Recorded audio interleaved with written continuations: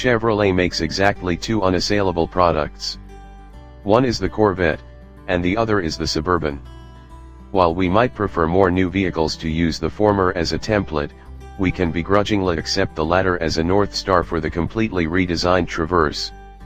And what a redesign this is, taking last year's outdated minivan surrogate from back-of-the-pack anonymity to best-in-class contention in most every area.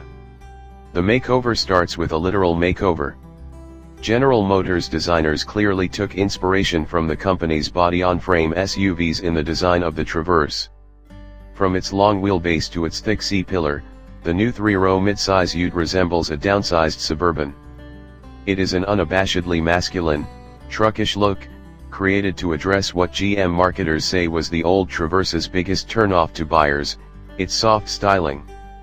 Like its larger-than-life brother, the new Traverse outdimensions its competitors.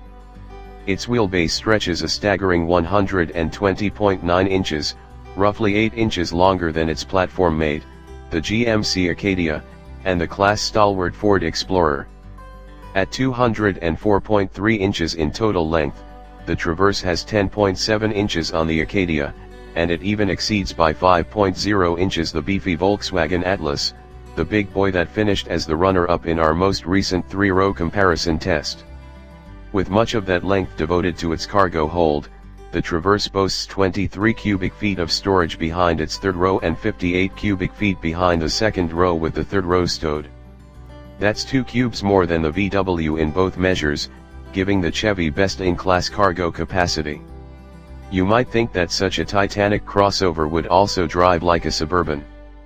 But you would be wrong, because Chevy's engineers have done a masterful job in suspension and steering tuning. The old Traverse didn't feel like the 2.5-ton elephant it was, and the new one drives even better. An electrically assisted power steering system, similar to the one used on the Camaro, rack-mounted, with a belt drive, demands only a light touch but rewards the driver with consistent and appropriate feedback. The new Traverse uses struts in the front and a multi-link suspension in the rear, a combination that absorbs harsh impacts without jostling occupants and delivers a plush ride. Driving dynamics are helped by what Chevy is touting as a 350-pound weight loss that brings the base Traverse down to about 4,400 pounds. We expect, once we get a higher optioned model on our scales like the top-of-the-line High Country trim that we drove for the story, we'll see a number more like 4,750 pounds.